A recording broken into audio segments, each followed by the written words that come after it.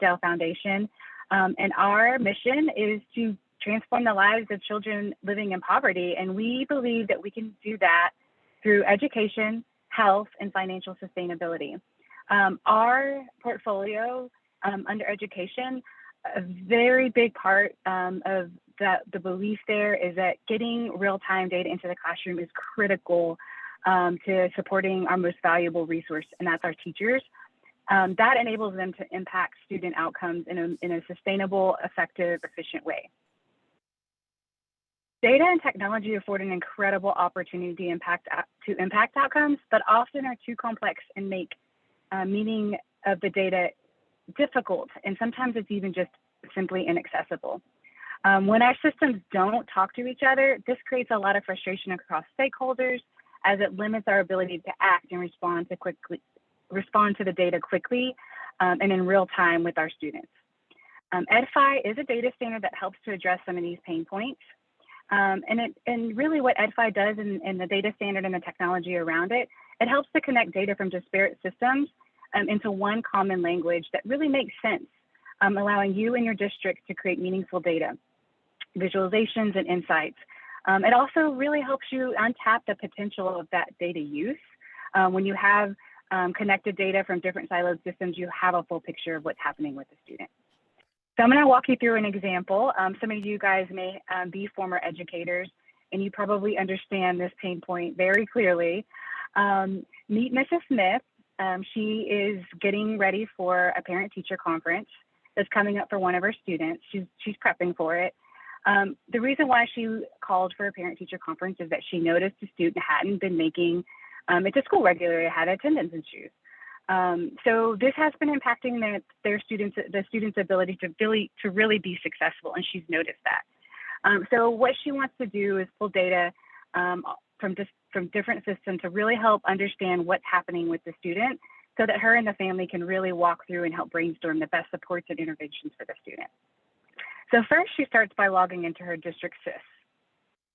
She just wants to pull some basic information from the student, and actually here is where she actually finds the attendance issue that caught her attention.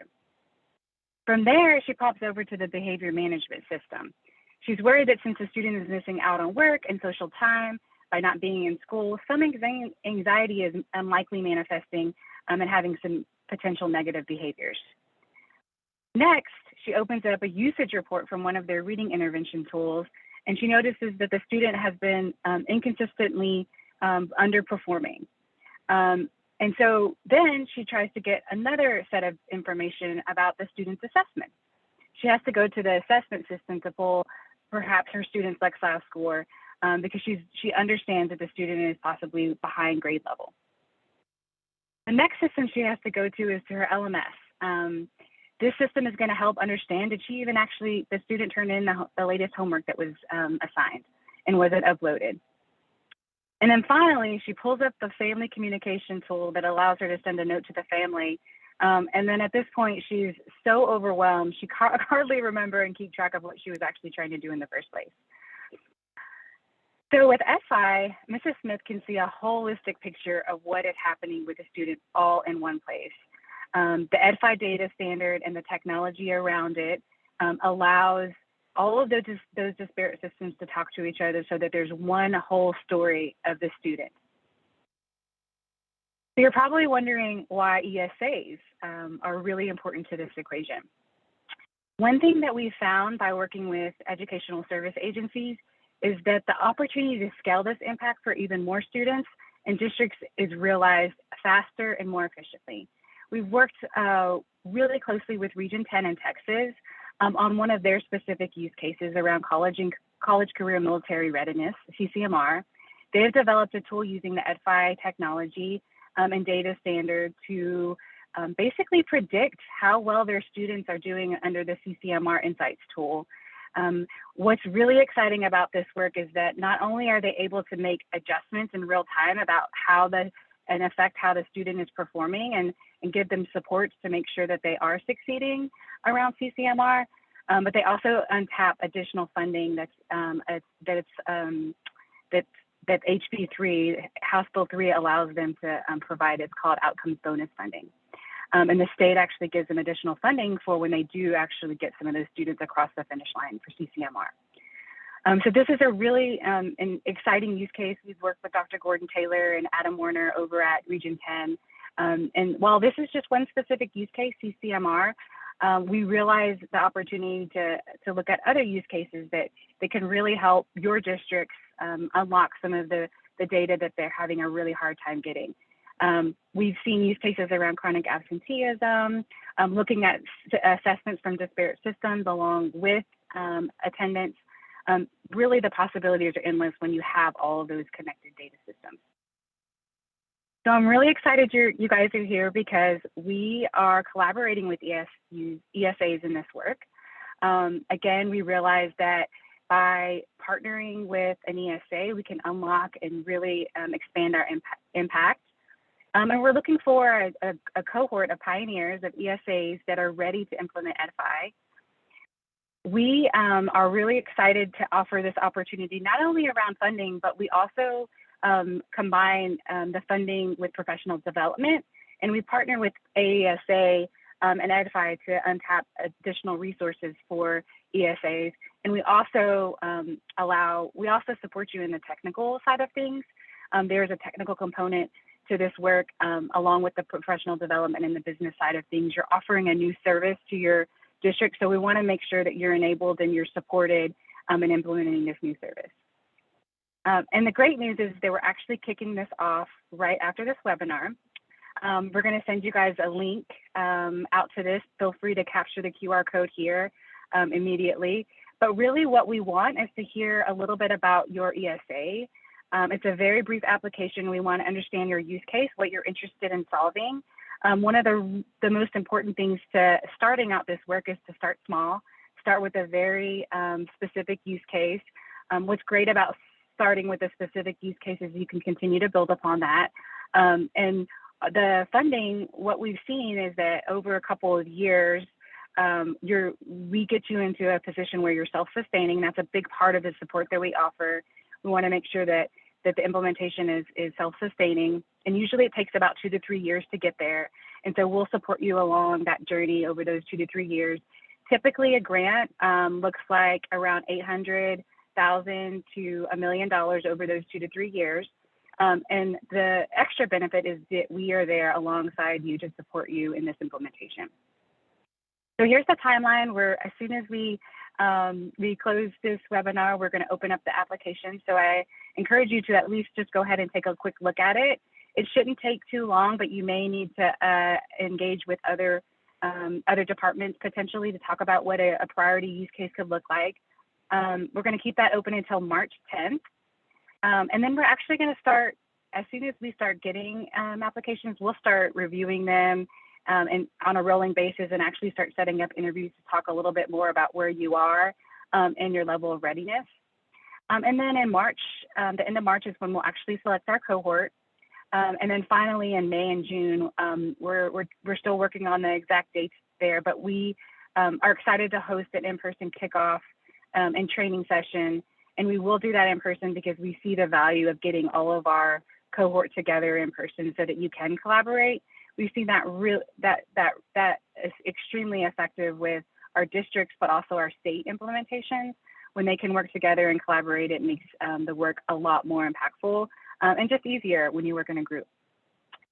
So we're really excited to work with you guys. Please check out the application. We're really excited to lean in and support you. If you have any questions about the application, please feel free to reach out to us.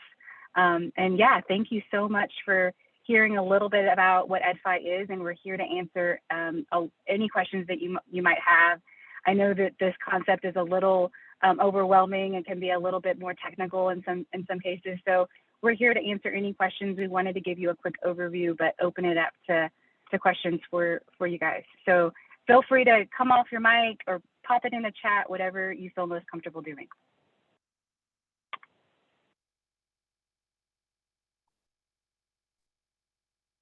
Hi there. Hi.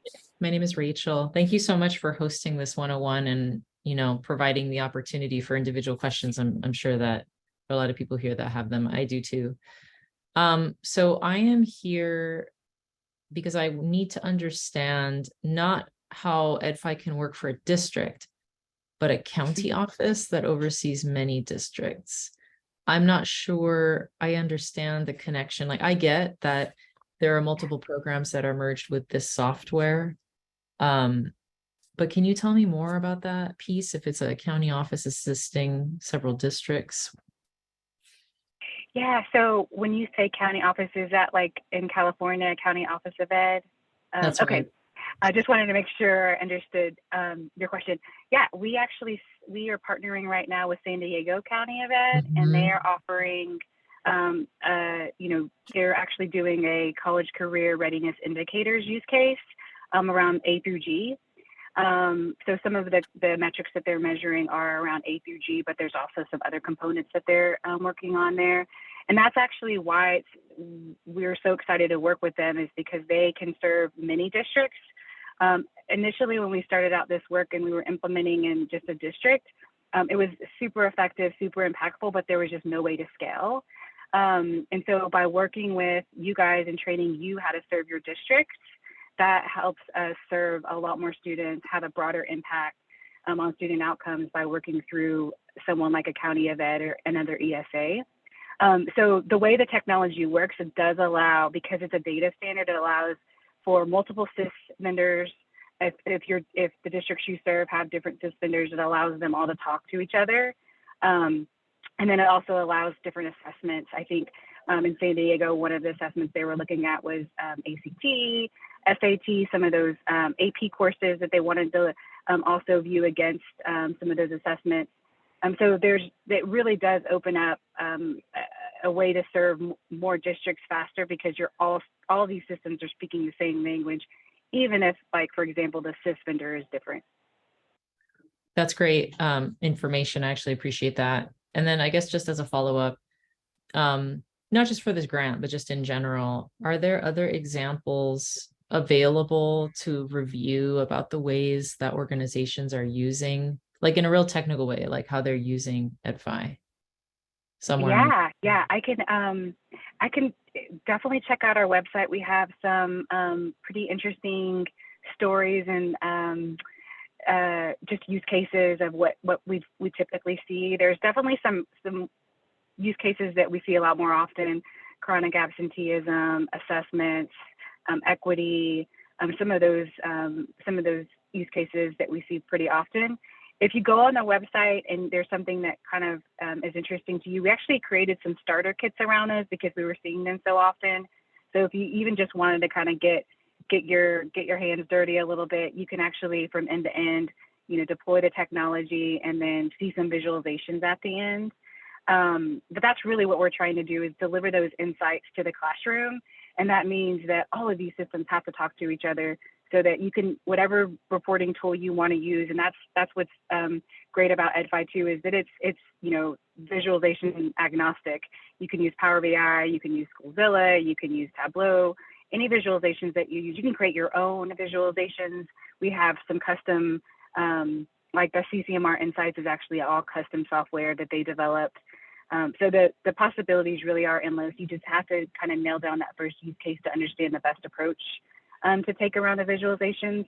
But yeah, I definitely suggest that you check out the website, look at some of the use cases that you see there. If any of those look interesting, also just reach out to us, and we're happy to connect you with. We actually have a collaborative work group. So we have collaboratives. We call them collaboratives because we have some that are actually an ESA, but we have some that actually formed their own group of districts to serve, and so they're not technically an ESA. So we call them collaboratives, but really it's just a group of districts working together so that they can gain those economies of scale to serve many districts. A lot of the districts that, especially in California, right, some of those smaller districts just don't have the resources that, say, some of the bigger districts do. And so that's where the counties of ed could really lean in and help them understand not only the technology, but then how to actually use the data, how to be data driven, how to be insightful about how you're using the data, and train the teachers how to do that. So that really just opens up the possibilities and the professional development opportunities for your educators when they're not worried about like, how am I going to get this data? How am I going to get this data? And spending a ton of time in spreadsheets and trying to aggregate all this data that they just don't have time to do. So that's what's exciting is working with Counties of Ed. You're actually offering another service that's super powerful and really helpful for your districts because they just don't have the time to aggregate and organize all this data in spreadsheets is what we see. But yeah, if you checked out the use cases, do you have a priority in mind that you're kind of thinking about? Because that we find that most successful is if you have a district priority that you're already working on, and this is just going to support that work. Buy-in is much more powerful. People get more excited about it. They're less likely to, not disengage from the project because you do need a cross-functional team. It's really important. If this is not just a data technology project, it's got to be a project that's cross-functional and supporting some of your academic initiatives. And so finding that priority that you're already working on that the technology can help solve really is a key to success that we found really helpful when you're thinking about what your first priority use case is. Great. Do No, you I'll have something definitely in keep that mind? in mind. A couple of things, but I want to look at your use cases. I kind of needed that language, Okay. like you guys call it use cases. Like we have counties in California that's like not common everywhere. Like, so that language I think is what I'm trying to wrap my mind around. So yes, I have some ideas, but we have several initiatives and this is very exciting to me because there are many directions we can go. But I need to just kind of sink my teeth into what you guys have online first before I say, hey, let's try this. Thank you. Absolutely. And we actually just started a California meetup because we've got a lot of counties of ed that are interested in this work and also some districts, San Francisco, Long Beach, a couple other districts that have started this work. So I'll also invite you to that just to hear more about, we have another meetup in March that's coming up. So I'll definitely invite you to that so that you can join that group and hear what the California folks are talking about. Thank you. Thank you.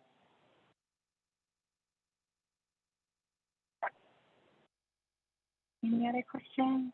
Don't be shy.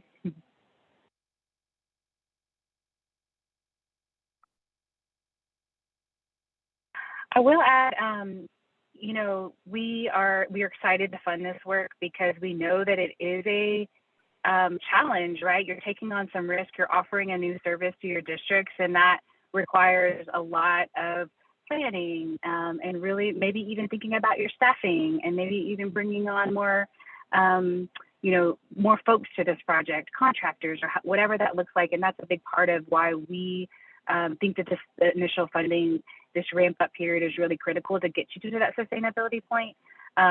While the technology is free, it's open source, it's free like a puppy. There is some maintenance involved, and we want to make sure that you're set up for success. And that's a big part of the partnership is we want to make sure that you feel really good about things, how things are going, and you can even offer it to more districts in year 2 or 3. So we'll set you up for success in that way too.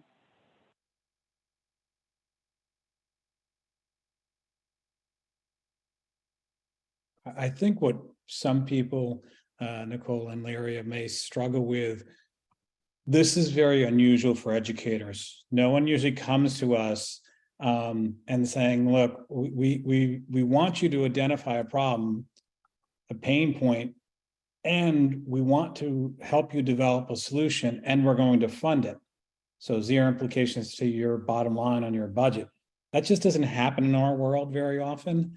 So it takes us a little while to kind of get that initial shock, and then we have to figure out, okay, how do I prioritize my pain point, my pressure points? So that's, I think that's I don't want to say a stumbling block, but I think that might be a slow starter for some of us. So can you talk about how you've worked through some of those issues for districts and agencies, possibly? Yeah, absolutely. Because it really isn't. It's a journey. It's a discussion that you need to have at your county of ed, for example, or your ESA. You need to talk about what a specific pain point is that you see across your districts, and you want to focus on that. So that might look like having some stakeholder engagements And we work with you on that piece of it too. We have a whole kind of module. We actually have an EdFi Academy. This is a little bit more focused on districts when they're trying to do it themselves. But there's a whole kind of section on use case development and what it takes and what it really looks like, the questions you need to start asking your districts and the educators that are having these data challenges, and how to go through that process to uncover what, you know, that high priority use case is. Because obviously you don't want to solve for something that is not a real pain point.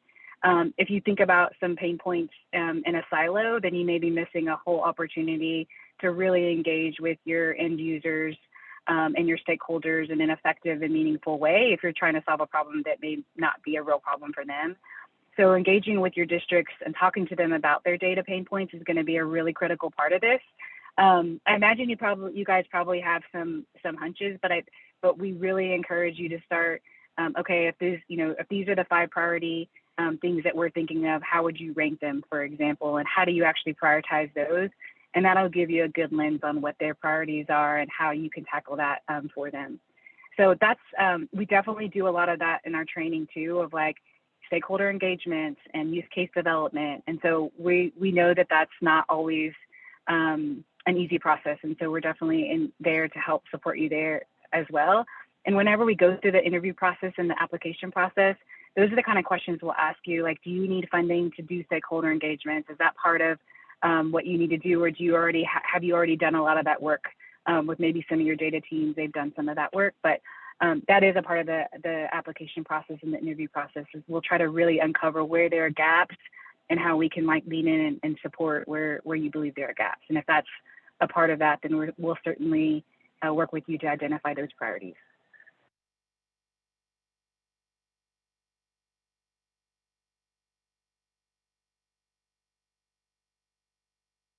Any other questions? Someone else is talking. I have a question again about this.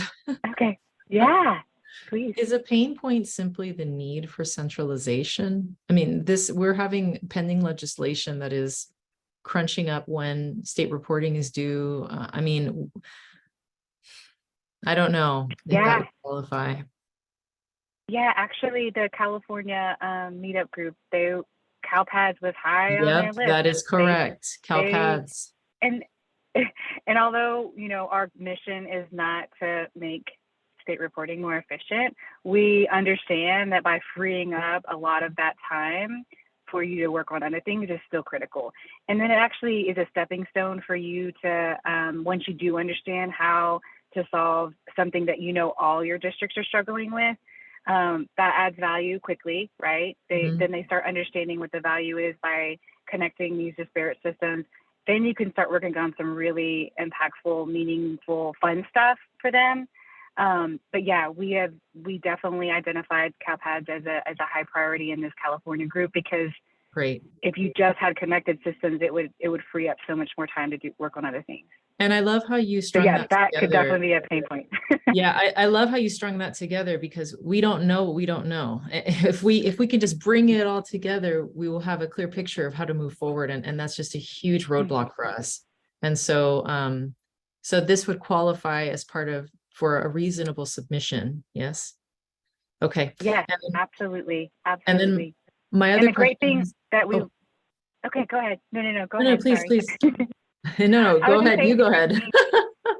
The great thing is that something like CalPADS, we actually had a conversation with the Department of Ed last week, California Department of Ed. So a use case like this actually gets them really excited too. And so we've seen where the state is actually working with, in Texas is happening right now, and it's really exciting. The TEA, the Texas Education Agency, is actually working with their service centers, the ESCs, to deliver that data down to the local level, but also to do their state reporting so that it is bidirectional. And so that's where we see amazing potential in California. If we work with the counties of ed, this department, the Department of Ed looks at that. They understand the value of servicing their districts in this way, not only around state reporting, but also to give that local use of the data. So yeah, we actually have another follow-up meeting for them to see what's happening in Texas, because they're really interested in maybe replicating that in California. It's a long road to get there to do that. And I know that the California Department of Ed has some challenges, but they all do. All state departments do. And so it does take time, but that's why we love the idea of go ahead and getting that data, locally, and then even working with the counties of ed, for example, to get it up to the state more efficiently. We love working on those examples because it really does allow every district to benefit. Help me understand the money, right? The funding. Is this enough to fund like it? So this funding, this, say we were able to secure $1 million to execute this. What does that cover? How much? Like, I'm trying to understand long term, at what point will our county office need to say, okay, we need to now come up with this, and how will that work? Especially, I know that's gonna be a really important conversation given our economy. So how might you answer that? Yeah. So what we do a lot of work. For example, the CC Mart Insights tool is amazing because districts actually get paid if they meet these requirements. So the tool pays for itself essentially. So they actually charge districts to offer this tool, to offer this data service. And so we actually work with our counties of ed, for example, to say, what's the right pricing model for your districts? What would they pay for this? Or even just looking across your portfolio, right? Are there things that like maybe you don't mind losing money on and charging for this so that you can become sustainable? So there's different revenue models. We actually have a big part in helping support that part of it too, to sustainability. So looking at your district adoption numbers, helping you with sales and marketing to really actually help folks understand the value of this so that they are willing to pay for it if it does, free up their time, for example, from state reporting. So we actually dig in a lot on the business model side of things too, to help you become sustainable. So the initial 2 to 3 years is really to eliminate a lot of that risk and to help people see the value. We've seen that as a successful model because once they start getting the data and start using it, they're willing to pay for it. They're willing to put more staff behind it potentially. The superintendent is excited about it. So there's different ways to kind of think about what your sustainability model is, but we've seen where in Texas, the Texas Education Agency is now paying for it. So there's just different models that we've seen successful. But yeah, we definitely help you with that sustainability model and what pricing would look like if that's the option you wanted to go. That makes sense. Thank you for answering all of my questions today. It means a lot to me. I appreciate it. I appreciate you asking them. They're all great questions. So I do have one question. I appreciate you all being here and the questions are great. We already have 2 ideas, and one idea is student-based, which is, as Rachel mentioned, tying things together into one central location. But also from a business standpoint, ESCs or ESAs across the country don't have great tools to determine their profit loss statements. So being able to tie in all of our revenue and expenses and where they're coming from and really monitor where we're at financially across our organization. And because we have the same problem, we use so many tools that it's hard for them to all pull in together into one software, one package. So is that something that would be eligible for that or for this? So it depends on what type of financial information you're trying to look at, because this is a K-12 data standard. So we do have a finance domain, but it's very specific to K-12. So I actually haven't heard this use case before, to be honest. So we would have to do some exploratory work to understand if the model actually supports a use case like that, because we've only dealt with like K-12 district finance, and I don't know how different that looks at the ESC level. ESC, the service center that you're at HC at ESC, is that right? Yeah, it's Hamilton County. It's in Cincinnati. Yeah. Cincinnati. Okay. But yeah, let's explore that. I'm happy to kind of help unpack that and see kind of what that would look like. But that is that's a new one. Okay. Rachel, and Nicole and Lyria, just an overview, because Rachel's is much different, being a county office where it's tax based and supported that way through state funding and possibly even a county fund also. Where Tim is more, entrepreneurial and some grant work also, I'll throw in there, Tim, if that's fair to say. So Tim is at times, he's got to be a business that dabbles in education and an educational entity that also runs a business. So it's a little bit of a different animal, but if he can get good data back, he can make important decisions for his commission to really take, or agency, really take a look at then what they can do on the educational side of things. Because there's a lot of unknown, and sometimes there's a little bit of guesswork. So I went through it myself of not knowing. And sometimes you've got to be almost business savvy rather than educational savvy, where you've got to make a pivot turn on the business side of things, but then that does affect what you're going to do on the educational side. So I think there's a lot of really good, valid points for us to take a deep dive into what Tim is talking about. It's not just, financial software. It's more of a financial assessment of what's going on and how do we tie it all together. Thanks, Yeah, Chris. I'd love to unpack that more, Tim.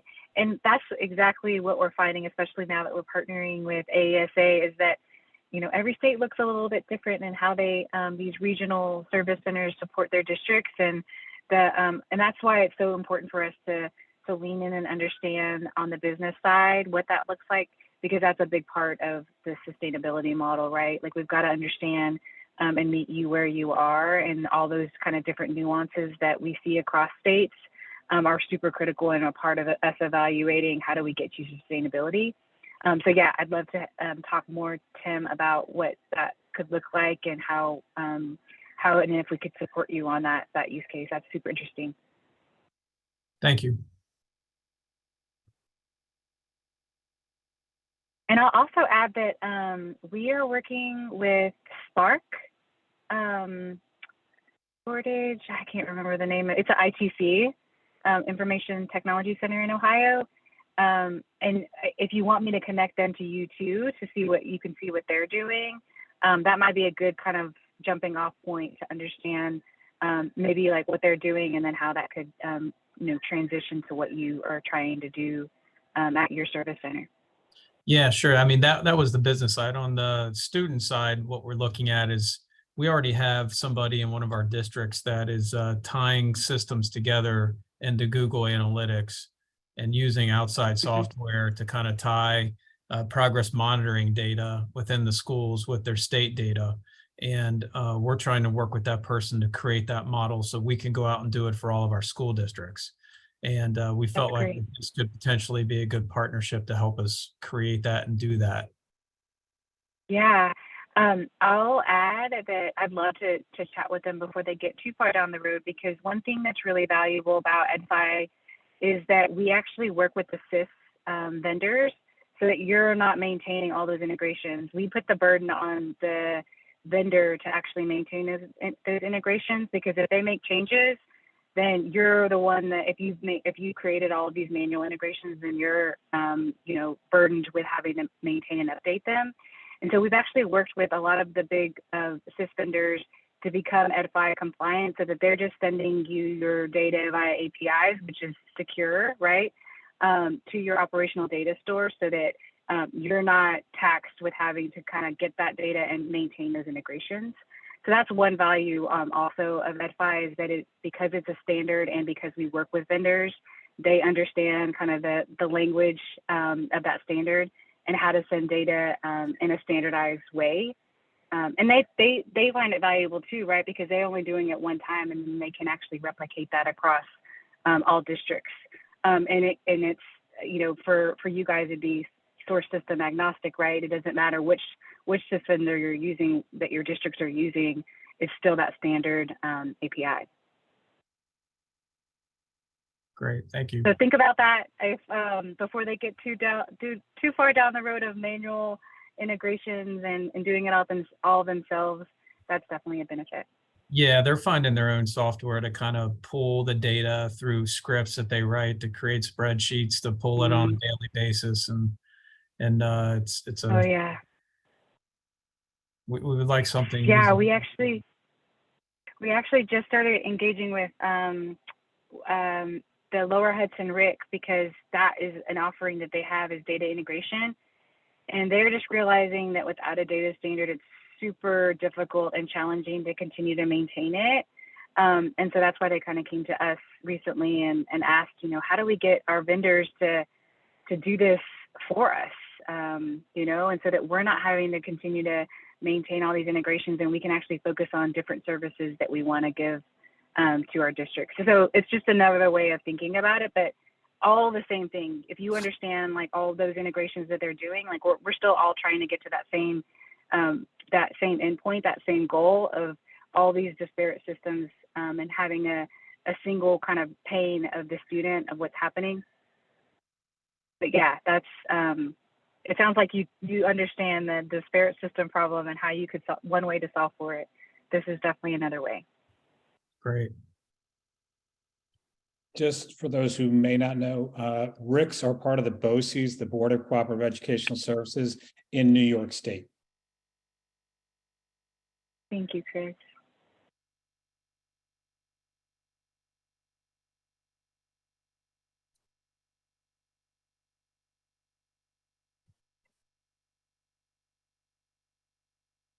Hi, Yeah. my name is Amy, and I'm at a service agency in Washington State. And I know very little about this. Is the first time I've even kind of gone to the website to look. So this might be a really basic question, but No. is this something that so at our service agency, we support 35 individual school districts, and a lot of what we've been talking about lately is not having kind of a regional data set to be referencing and delivering services using that information. And I'm wondering about like if we were to apply for something, and I think there's a few areas maybe similar to Rachel, I'd want to explore a little bit more. There's a few things floating around in my mind, but is this something that the districts themselves would also be expected to be using, or is this something that we could be using on our own, and then districts, like a lot of districts already have things that they're using that are pulling all their data together. So I wouldn't want to kind of interrupt the things that they're doing. So I'm just curious about kind of expectations for use. Is this something that the service agency could use and the districts wouldn't need to use, or would it need to be both? Yeah, no, we actually have a use case in Florida, the Northeast Florida Educational Consortium, NEFAC, where they their districts have their own visualization tools, but they have access to the data. So some of them use Power BI, some of them use, I think, Tableau. But you're basically just kind of serving them up the data in a standardized way, so that from these disparate systems, so that they can do whatever they want with it. So they can choose not to. Another service that the consortium offers is data quality. So they actually look across all of the data and then give them back reports of like, okay, you need to correct this in your source system. This, exit date is before the enrollment date, and things like that, that they need to correct for state reporting sometimes, or just for data quality. So they actually look across the data for the districts and send them reports. So it can be both ways. It could be something that's beneficial for the ESA, or you can actually offer that local use of the data for the districts, depending on your use case. But yeah, the great thing about a data standard, right, is that the options are limitless when you think about, looking across data that all looks the same. Great, thank you. Sure.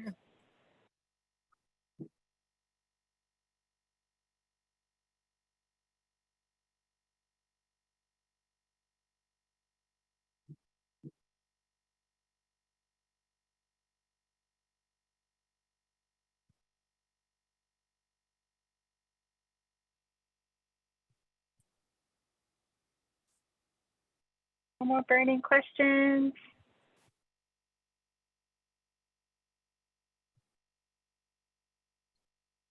Okay, well, if there's no more burning questions, For those of you that are AESA members, we'll be sending this out via link to everyone. To everyone who registered, we'll be sending this out, the recording to link also. And then Lyria and Nicole's contact information is up here as well. I'll leave that up for the next few minutes.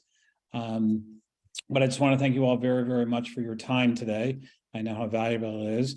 But I also want to thank Lyria and Nicole for bringing this opportunity to all of AESA.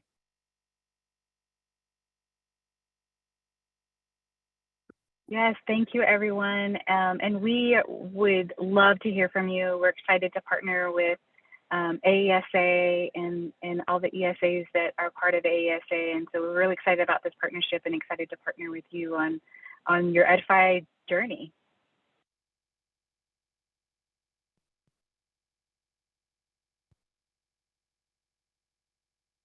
Yeah, we'll stick around. Feel free to drop off if you need to, but we'll stick around in case anyone thinks of a last minute question. We'll be here.